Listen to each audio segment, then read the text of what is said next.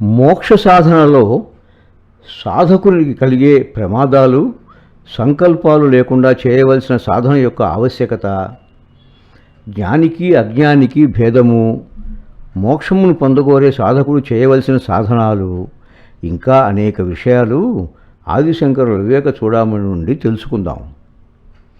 జయ జయ శంకర హర హర శంకర, జయ జయ శంకర హర హర శంకర. నమస్కారం. ఓం శ్రీ గురుభ్యో నమః. ప్రమాదం గురించి జగద్గురువులు విస్తృతంగా వివరిస్తున్నారు. అతః ప్రమాదాన్న పరోస్తి మృత్యుర్వివేకినో బ్రహ్మ విద్య సమాధౌ సమాహిత సిద్ధిముపైతి సమ్యక్ సమాహితాత్మా భవసావధాన. 329వ శ్లోకం.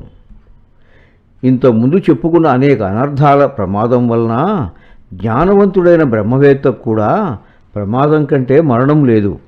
కాబట్టి శిష్య, సమాధియందు మనస్సును ఏకాగ్రతపరచి స్వాంతన పొందిన వాడవై ఆత్మసిద్ధిని పొందుట వల్లనే ఏ ప్రమాదముల బారిన పడకుండా సావధానపరుడువై ఉంటావని తెలుసుకో. వివేకవంతుడైన బ్రహ్మవేత్త తన ఆత్మకు అడ్డు వచ్చే వాటిని అన్నిటినీ తొలగించుకుని తన ఆత్మజ్ఞాన సాధనలో జాగరూకుడై ఉండాలి. బురదను తొక్కి కాలు కడుక్కోవడం కంటే అసలు బురదలో అడుగు పెట్టకుండా ఉండటమే మంచిది కదా. ఆ విధంగా ప్రయత్నించడమే మేలు కదా.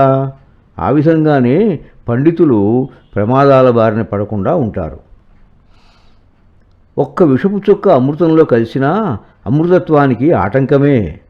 అందువలన విషయదోషాలతో నిండిన బ్రహ్మచింతన సంసార హేతు అవుతుంది.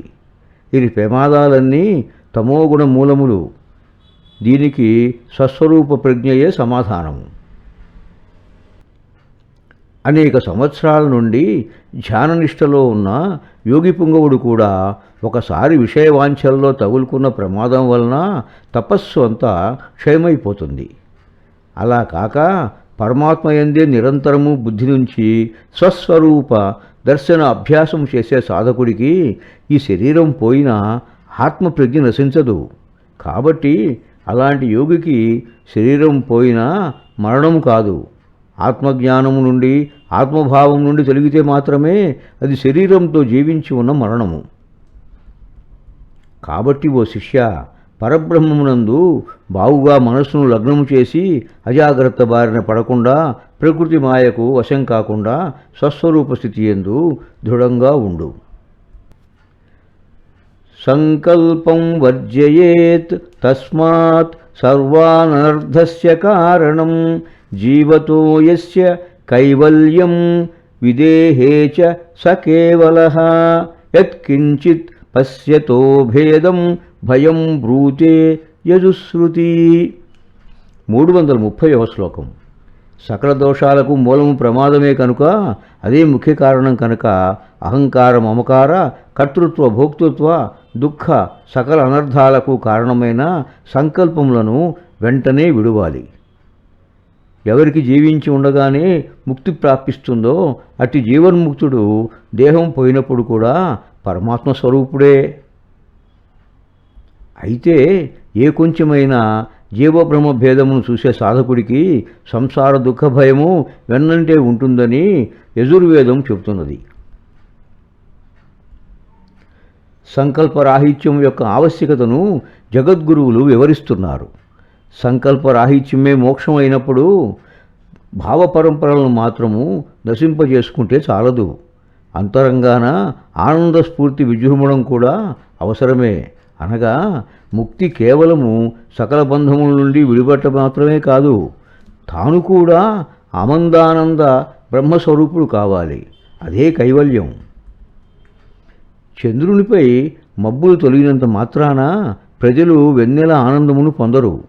ఆ వెన్నెల కిరణాల రూపంలో చల్లదనాన్ని ప్రసరించి శ్రమను మరిపించి అధికానందం ఇచ్చినప్పుడే ప్రజలు చంద్రుని దర్శనానందం పొందుతున్నారు. చిన్న చిన్న భూరేణువులే పర్వతాలుగా రూపుదిద్దుకుంటున్నాయి. అలాగే చిన్న చిన్న సంకల్పాలే సాధకుని సంసారమనే సముద్రంలో చిక్కుకుని వెనుకకు మరలే వీలు లేకుండా చేస్తుంటాయి. మహాసౌందర్య రాశికి చిన్న చిన్న మచ్చలు ఉంటే చూపరులకు ఎలా ఏహ్యత కలుగుతుందో బ్రహ్మజ్ఞానికి విషయ సంకల్పాలు అట్టి పరిణామానికి గురిచేస్తాయి. అవి జీవన్ముక్తి అవరోధాలు. కాబట్టి శిష్య, సంకల్పవర్జితుడవై దేహం పడిపోవటానికి ముందే స్వస్వరూప స్థితి తెలుసుకుని నిలకడగలవాడవై ఆత్మారాముడవై జీవన్ముక్తుడవు కమ్ము.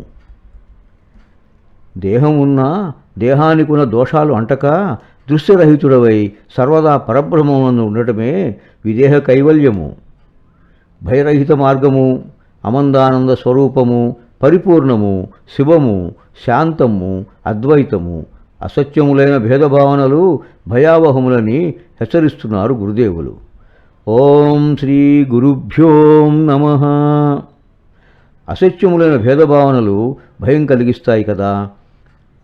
యదా కదా వాపి విపశ్చిదేశ బ్రహ్మణ్య అనంతే ప్యణుమాత్రభేదం.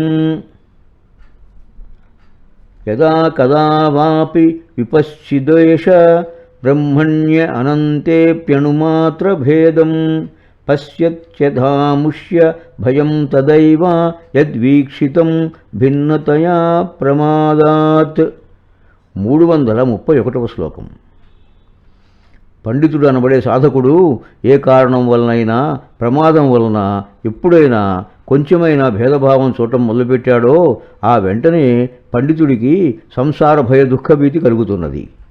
ఈ జగత్తు అంతా బ్రహ్మమయము. ఈ ప్రకారము శృతులు, స్మృతులు, ఉపనిషత్తులు చెబుతున్నాయి.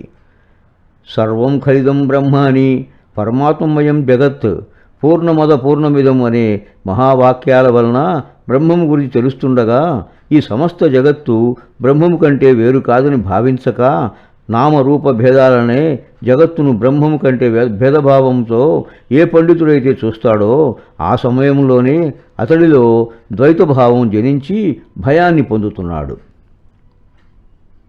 ఎవరైతే అయ్యో నేను జీవుడను బ్రహ్మమునెప్పుడవుతానో అని దీనభావంతో బాధపడుతూ ఉంటాడో వారికి సంసార భయము, అలా కాక నేను బ్రహ్మమునే అనే భావంలో ఉన్నవారికి జగత్తు కూడా బ్రహ్మమనే తత్వం తెలిసి ఉండుట చేత ఏ భయాలు ఉండవు. కేనోపనిషత్తు ప్రకారం తదేవ బ్రహ్మత్వం విద్ధినేదం యదిదముపాసతే. నీవే ఆ బ్రహ్మమని తెలియము. ఇతరములకు దేవతలను ఉపాసించు పనిలేదు. అలా ఉపాసించిన వాడు బ్రహ్మము కాడు. అలాగే నేను బ్రహ్మము కన్నా వేరు అని తలపోసేవాడు పశువుతో సమానమని బృహదారణ్యకోపనిషత్తులో తెలియబడుతున్నది. ఏతస్మిన్ ఉదరమంతరం కురుతే అథ తస్య భయం భవతి ద్వితీయాద్వై భయం భవతి. ఈ పరబ్రహ్మమునందు ఏ కొంచెం భేదభావం చూపినా అది ద్వైతమే అవుతుంది కనుక భయం మాత్రమే సంభవిస్తుంది. కాబట్టి శిష్య, ఎట్టి పరిస్థితుల్లోనూ ప్రమాదమును చెందక స్వస్వరూప భావం విడనాడక పరబ్రహ్మోపాసననే ప్రజ్ఞారూపుడువై ఉండవు.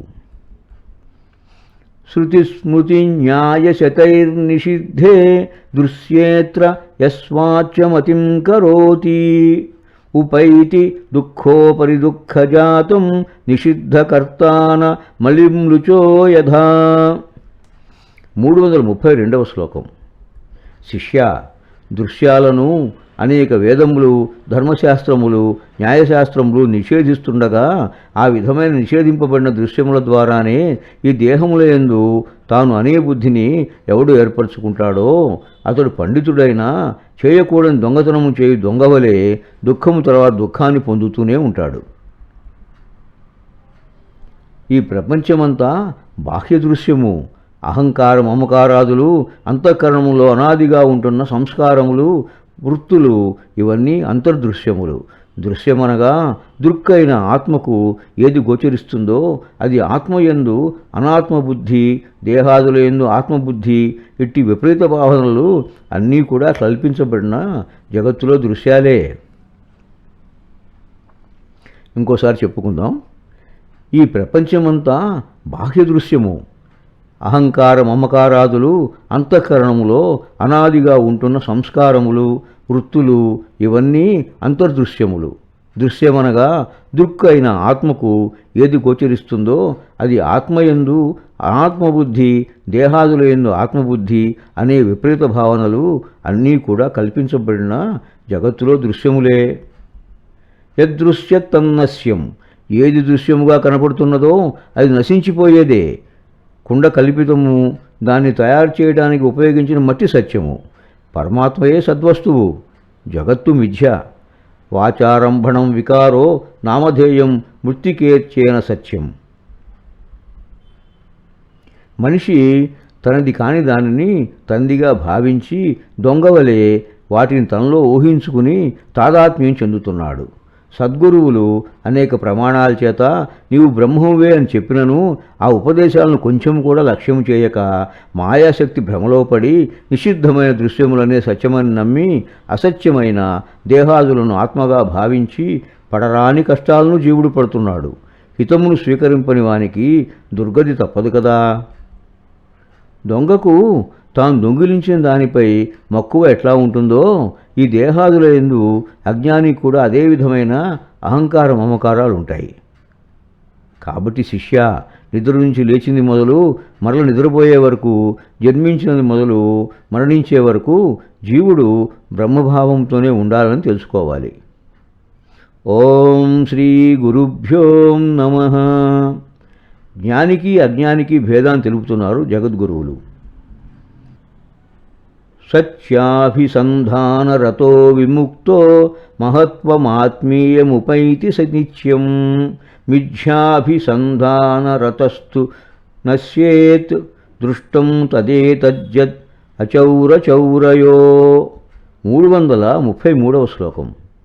సత్యమైన పరబ్రహ్మనందు సదా అనుసంధానమనే ప్రక్రియలో ఆసక్తుడైన బంధరహితుడైన పురుషుడు తనదైన బ్రహ్మస్వరూప స్థితి యందు ఉండి బ్రహ్మ మహత్తును ఎప్పుడూ పొందుతూనే ఉన్నాడు. అలా కాక అసత్యమైన అనేక దృశ్యాల యందు భావనాతత్పరుడైన వారికి నాశము తప్పదు. ఎందువలననగా ఈ సుఖదుఖ అనుభవ విషయాలు పొందే కోరిక, తనది కాని దాన్ని పొందే కోరిక దొంగ యందు మాత్రమే ఉంటుంది. దొంగ కాని వారి యందు స్వస్వరూప స్థితి యందు ఉండదు అని తెలుసుకోలేకపోవటం మాత్రమే. ఆత్మానుసంధాన పరుడైన జ్ఞానికి దృశ్యాలు కనపడవు. అట్టి వాడికి ఎక్కడా భయమనే ప్రసక్తి లేదు. సత్యమనే పరబ్రహ్మమును అనుసంధానం చేసుకునే బంధరహిత పురుషుడు స్వస్వరూపమునే పొందుతున్నాడు. కాబట్టి తనదైన స్వంత వస్తువుని గ్రహించు వివేకి వలె భయరహితుడివై ఉండు. అసత్యమైన దృశ్య ప్రపంచంలో తాదాత్మ్య చెందిన అజ్ఞాని అనిత్యమైన దేహాది బుద్ధులతో మమకారం పెంచుకుని ఇతరుల వస్తువులను అపహరించిన చోరుని వలె సంసార భీతితో ఉంటాడు. ఆత్మసంధానపరుడు ముక్తుడే. అతని స్వభావము పరమాత్మ యందు క్రీడిస్తూ ఉంటుంది. అతడు ఉన్నతగతులలో విహరిస్తూ సకల లోకాలకు పూజ్యుడిగా గుర్తింపబడతాడు. ఇక అనాత్మ విషయాల యందు మక్కువ చూపే మిథ్యాజ్ఞాని సర్వదా సంసారబద్ధుడే. వాడు అధోగతి పొందుతున్నాడు. ఎప్పుడూ నరకయాతనలతోనే ఉంటాడు. వాడిని ఎవరూ గౌరవించరు. దొంగతనము చేయని వాడు భీతి లేకుండా ఉంటాడు. తనది కాని దాన్ని తనదిగా భావించేవాడు చోరుడే కదా. మరి భయంతోనే జీవించవలసిన దుస్థితి వస్తుంది కదా. యతిర్ అసరసనుసంధిం బంధహేతుం విహాయ స్వయమయం అహమాస్మీత్యాత్మ దుష్టయైవ తిష్టేత్. సుఖయతి నను భ్రరిష్టా బ్రహ్మణి స్వానుభూత్యా హరతి పరం అవిద్యాకార్య దుఃఖం ప్రతీతం. 334వ శ్లోకం. సంయమనంతో ఉండేవాడు సంసారబంధ కారణమైన ఆపదను అనిత్యమైన జగత్తు ద్వారా చూస్తూ సంకల్పాలను విసర్జించి నేనే ఆ పరమాత్మనై ఉన్నాను, నేనే సర్వాత్మ దృష్టితోనే ఉండాలి అని ఎప్పుడైతే అనుకుంటాడో శిష్య, అట్టి స్వస్వరూప జ్ఞానమందు నిలకడ బుద్ధి కలిగి పరమానందమయమైన బ్రహ్మతత్వంతో రమించేవాడికి అజ్ఞాన దృశ్యముల వలన జనించే దుఃఖము దూరంగా తొలగిపోతుంది. ప్రపంచ విషయాలతోటి సంబంధము జీవుని సంసార పాశబద్ధుడిని చేస్తుంది. అవి అజ్ఞాన కారణాలను తెలుసుకుని వాటిని వదిలివేసి స్వయం ప్రకాశమానుడే జ్ఞాని సర్వదా ఉండాలి. ఓ శిష్య, అట్టి స్వస్వరూప బ్రహ్మమునందు నిరంతరము మనసు నిలిపి మాయాశక్తి వలన జయించే సకల దృశ్యములను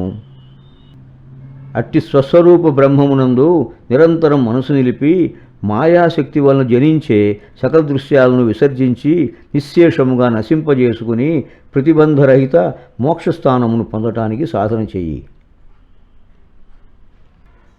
ఎవరు సర్వాత్మ దృష్టితో పరబ్రహ్మమందు ఉంటున్నాడో అతడే సర్వబంధ విముక్తుడు, పరమాత్మ స్వరూపుడు అని తెలుసుకో. ఓం శ్రీ గురుభ్యో నమః. బాహ్యానుసంధి పరివర్ధయేత్ఫలం దుర్వాసనామేవ తతస్తతోధికాం జ్ఞాత్వా వివేకైః పరిహృత్య బాహ్యం స్వాత్మానుసంధిం విడదీయ నిత్యం. 335వ శ్లోకం. ఆత్మకన్నా బాహ్యమైన అహంకార మమకారాది ప్రేరేపిత దృశ్యముల సంకల్పం వలన అవి ఒకదాన్ని మించి ఒకటి అతిశయించి దుష్టవాసనల ఫలితాలని వృద్ధి చేస్తాయి. అయితే వివేకబుద్ధులైన గురువుల మార్గనిర్దేశం వలన బ్రహ్మ విచారం చేత స్వయం ప్రజ్ఞ చేత సంసారబంధ కారణాలను బావుగా తెలుసుకుని పరమాత్మ కంటే బాహ్యమైన దృశ్యాలను పరిత్యజించి ఎప్పుడు ఎల్లప్పుడూ తన స్వస్వరూప సంధానమునే విధిగా చేసుకోవాలి. శిష్య, ఏమరుపాటు లేకుండా ధీరుడైన వాడు తన స్వస్వభావానికి విరుద్ధమైన వాటిని పరిహరించి జాగరూకుడై ఉంటాడు. అప్పుడే ఆత్మ ప్రతిబంధికంగా ఉన్న విషయాలను నిశ్శేషముగా చేసుకొనగలుగుతాడు. రుణశేషం శత్రుశేషం నకారయేత్. అప్పును కానీ శత్రువును కానీ మిగల్చకూడదన్నట్లు జ్ఞాని దృశ్యశేషమును ఉంచడు. శత్రువు నశించినప్పుడే మనశ్శాంతితో నిద్రపట్టినట్లు దృశ్యం నశించిన తర్వాతే సాధకుడు నిస్సంగుడై నిస్సంకల్ప సిద్ధిని పొందుతాడు. భావనారూప సంకల్పములు ఒకదానినొకటి అంటుకుని అధికమై అరటి చెట్టు పిలకల వలె, మర్రి ఊడల మాదిరి, చెదలు పుట్టల వలె, కప్పల గుంపు వలె అసంఖ్యాకములై వృద్ధి చెందుతాయి. ఈ విధంగా సంసార బంధమే మిగులుతుంది. దుష్టమలిన వాసనల ప్రమేయం అధికమై సంసార వృక్షమునకు ఆ వాసనలే తల్లివేరు వలె పనిచేస్తాయి. కాబట్టి శిష్య, వాయువు సహాయం లేకున్నా అగ్ని వ్యాపించదు. దృశ్యముతోటి సంబంధము తప్పిపోయినంత వరకు మోక్షమార్గము కనపడదు. త్రాడు అని తెలిసినప్పుడు సర్పభ్రాంతి మాయమైనట్లు అధిష్టాన జ్ఞానం వలన దృశ్యభ్రాంతి తొలగిపోతుంది. బాహ్యానిరుద్ధే మనసః ప్రసన్నతా మనఃప్రసాదే పరమాత్మదర్శనం తస్మిన్ సుదృష్టే భవబంధనాశో బహిర్నిరోధ పదవీ విముక్తే. 336వ శ్లోకం. దృశ్యమగు జగత్తు తోసివేయబడగా మనస్సుకు ప్రసన్నత ఏర్పడి పరబ్రహ్మ దర్శనం కలుగుతున్నది. అలాంటి పరబ్రహ్మమును బాగుగా మనస్సులో నిలుపుకుని దర్శించుకుంటూ ఉంటే సంసారబంధ నాశం జరుగుతుంది. కాబట్టి బాహ్య దృశ్య నిరోధమే జీవన్ముక్తి సాధనము. శిష్య, ముముక్షువు కాదగినవాడు బాహ్య వస్తువుల యందు ఆసక్తిని వాటిని పొందటానికి అనుభవించడానికి చేసే సంకల్పాలను విడనాడి ఏ సమయంలో కూడా అవి తన స్ఫురణకు రాకుండా చూసుకోవాలి. అలాంటి మనశ్శుద్ధి కలవాడే వేదాంత మార్గానికి యోగ్యుడు. వాడే శ్రవణ మన్నాదులకు అర్హుడు. ఇంకోసారి చెప్పుకుందాం. శిష్య, ముముక్షువు కాదగినవాడు బాహ్య వస్తువుల యందు ఆసక్తిని వాటిని పొందటానికి అనుభవించటానికి చేసే సంకల్పాలు విడనాడి ఏ సమయంలో కూడా అవి తన స్ఫురణకు రాకుండా చూసుకోవాలి. అలాంటి మనశ్శుద్ధి కలవాడే వేదాంత మార్గానికి యోగ్యుడు. వాడే శ్రవణ మన్నాదులకు అర్హుడు. అద్దంలో ప్రతిబింబం కనపడుతుంది. అద్దం మాలిన్యంగా ఉంటే ప్రతిబింబం కూడా మాలిన్యభరితంగా ఉంటుంది. ఒక్కసారి ఆ అద్దాన్ని తుడిచి చూస్తే శుద్ధ ప్రతిబింబం కనపడుతుంది. అలాగే పరమాత్మకు అభిముఖంగా శుద్ధమైన అంతఃకరణంతో చూసుకుంటూ పోతే మన ప్రసన్నత వలన పరమాత్మని చూడవచ్చును. ఆ పరమాత్మ దర్శనం వలన జ్ఞానభాస్కరుడు ఉదయించి అజ్ఞానాంధకారం పోయి సజ్జనుల హృదయ కమలాలు వికసిస్తాయి, పరమానంద భరితములుగా అవుతాయి. కాబట్టి బాహ్య ప్రపంచం దూరీకరించుకోవడానికి ఒకటే మార్గము, సకల వస్తువుల యందు అనాసక్తే వైరాగ్యము. ఇదే విధంగా అహంకార మమకారాలతో సంగము లేకుండా పరవైరాగ్యము, దీనినే శమము అంటారు. ఇక అప్పుడు మళ్ళీ ముక్తి కరతలామలకమే. ఓం శ్రీ గురుభ్యో నమః. మోక్షమును పొందగోరే సాధకుడు ఇంకా ఏం చెయ్యాలో జగద్గురువులు చెప్తున్నారు. పండితస్సన్ సదసద్వివేకీ శృతి ప్రమాణ పరమార్గదర్శి జానంచి కుర్యాదనతో వలంబం స్వపాత హేతో శిశువన్ముక్తు. 337వ శ్లోకం. శిష్య, వేదాంగ పారంగతుడైన వేదములే ప్రమాణములుగా గలవాడై ఆత్మానాత్మ వివేకముతో పరమార్థమును గ్రహించిన వాడైన జ్ఞాని అయి కూడా ముముక్షు ఒక్కొక్కప్పుడు తన పతనము కారణమైన అనిత్యమైన ప్రపంచం యొక్క ఆశ్రయమును పొంది తాను పడిపోవటానికి తానే కారణంగా బాలుని వలె ప్రవర్తిస్తాడు. జ్ఞాని దృశ్య విషయాలు బావుగా తెలిసినవాడు వాటి జోలికి పోడు. మరి అజ్ఞాని బాలునిలాగా ప్రమాదమును పసిగట్టలేని వాడిగా తెలుసుకోవాలి. అనగా ముముక్షువు ఎప్పటికీ ప్రమాద పంచుల్లోనికి వెళ్ళడు. జాగ్రత్తగా ఉన్నత శిఖరాలను అవలీలగా అధిరోహించి బ్రహ్మతత్వం అనే మేరు శిఖరాన్ని చేరుకుంటాడు. ఇక అజ్ఞాని బాలుని వలె వివేకరాహిత్యంతో సంసార బంధమే సుఖమని భ్రమించి అగ్ని ఆహారమని అనుకుని మింగబోయే మిడత వలె దానిలోనే మసి అవుతున్నాడు. అట్టి వాడిని చూసి కూడా వేరొకడు అదే మూర్ఖత్వంతో సంసార సముద్రంలో పడి మునిగిపోతున్నాడు. గుక్క తిరగక గుటకలు వేస్తున్నాడు. దీనినే గడ్డాలిక ప్రవాహ పతిత న్యాయం అంటారు. అనగా ఒక గొర్రె నదిలో పడి కొట్టుకుని పోతూ ఉండగా అది ఎందుకని అలా పోతున్నదో తెలియక ఇతర గొర్రెలు కూడా ఏ ఆలోచన లేక ఆ ప్రవాహంలోకి దూకి ప్రాణాలు పోగొట్టుకోవటం. అజ్ఞానుల దశ ఇట్టిదే. బాదురు కూడా నిలకడలేని స్తంభములపైకి ఎక్కి అవి దృఢంగా ఉన్నాయని భావించి ఒకదాని నుండి వేరొక దానిపై దూకుతూ కుప్పిగంతులు వేస్తూ ప్రమాదాల బారిని పడతారు. అజ్ఞాని కూడా మనశ్చాంపల్యం వలన అనిత్యములైన విషయములనే స్తంభములపై పాకి పైనుండి పడి పతనమవుతున్నాడు. అయితే వివేకైన ముముక్షువు ఈ విషయాలను ఆకళింపు చేసుకుని తన లక్ష్యము నుండి జారక ధీరుడై లక్ష్యాన్ని చేరుకుంటాడు. దేహాది సంశక్తిమతో న ముక్తిర్ముక్తస్య దేహాద్యవిమత్య భావః సుప్తస్య నో జాగరణం న జాగ్రత స్వప్నస్తయోర్భిన్న గుణాశ్రయత్వాత్. 338వ శ్లోకం. దేహాదులందు అభిమానం కలిగి అనాత్మ గుణములను ప్రేమించేవారు అహంకార మమకారములపై ఆసక్తి కలవారు అవటం వలన వారికి మోక్షము లేదు. అదే ముక్తుని విషయంలో దేహాదులందు అభిమానం లేకున్నందున జాగ్రత్త స్వప్న సృష్టిలందు మేలుకుని ఉండటం వలన అతడికి విషయాల గురించి స్వప్నములు కూడా కలుగవు. జ్ఞాని ముక్త పురుషుడు, అజ్ఞాని సంసారబద్ధుడు. దేహేంద్రియాల యందు ఆసక్తి కలవానికి ఆనందకరమైన ముక్తి లభించదు. యథార్థ జ్ఞాని దేహమునందు ఆసక్తి చూపడు. నిద్రించువాడు మేలుకుంటే మేలుకున్న వాడితో సమానమవుతున్నాడు. మేలుకున్నవాడు గాఢనిద్రలోకి వెళ్ళినప్పుడు నిద్రించేవాడితో సమానం అవుతున్నాడు. కాబట్టి జ్ఞానికి అజ్ఞానికి తేడా ఏమంటే బంధాలకు అతీతంగా ఉండటమే జ్ఞాని లక్షణం, బంధాలలో కూరుకుని పోవటం అజ్ఞాని లక్షణం. జ్ఞాని అయినవాడు ప్రమాదవశాన అహంకారం మమకారాలు పెంచుకున్న నిద్రించున్నవాడు మేలుకున్న వాడితో సమానమైనట్లు, అదేవిధంగా అజ్ఞాని ఆత్మజ్ఞానం వైపు దృష్టి మరల్చినవాడు మేలుకున్నవాడు నిద్రిస్తున్నవాడితో సమానమైనట్లు. మెలకువగా ఉన్నప్పుడు అన్ని వ్యవహారాలు మనవే, గాఢ నిద్రలో వ్యవహారాలు ఉండవు కదా. జ్ఞాని మృత్యువునకు భయపడ్డు. అజ్ఞాని సంసార తాపత్రయాల్లో ఉన్నందున మృత్యుశంక ఎల్లప్పుడూ బాధిస్తూ ఉంటుంది. క్షణికమైన సుఖాలకు ఎక్కడ దూరం అవుతానో అని భీతితో ఉంటాడు. ఆపై ఆత్మనిష్టా విధానం తెలియపరుస్తున్నారు జగద్గురువులు. ఓం శ్రీ గురుభ్యో నమః.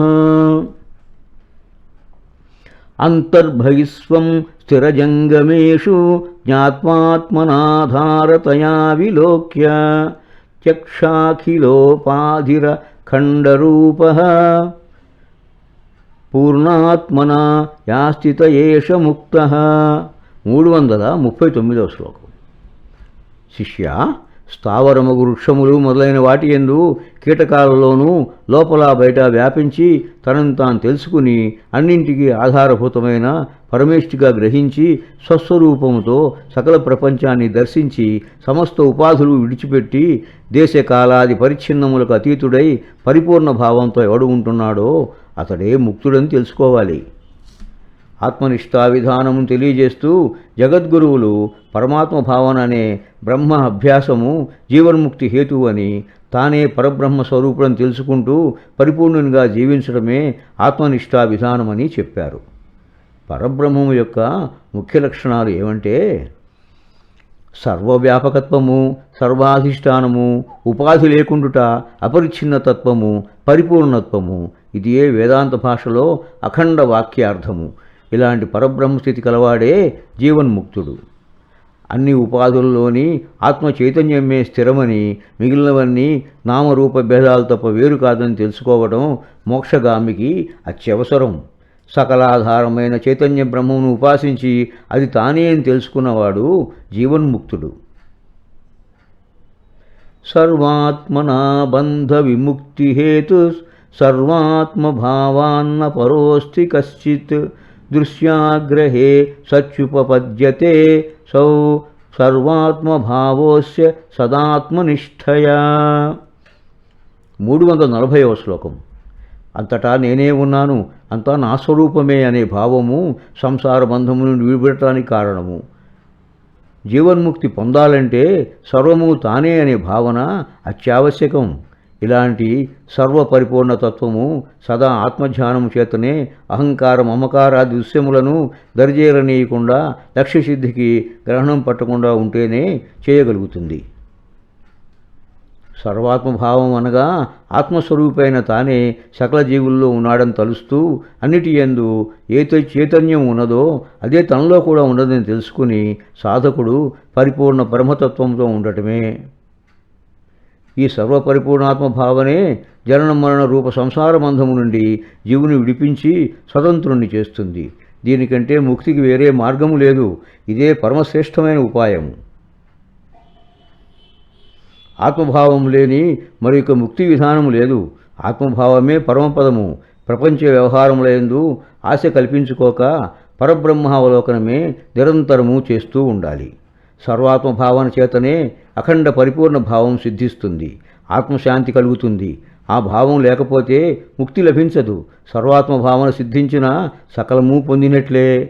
అన్ని ప్రాణులలో తనలో అన్ని ప్రాణులను చూడగలిగిన వాడు పరబ్రహ్మతత్వంనే పొందుతున్నాడు. దేహాత్మ బుద్ధి కలిగి సంసారాసక్తి కలవానికి దృశ్యనాశం కలగదని జగద్గురువులు చెబుతున్నారు. జయ జయ శంకర హర హర శంకర, జయ జయ శంకర హర హర శంకర. స్వస్తి. గండవరం ప్రభాకర్ రావు. నమస్కారం.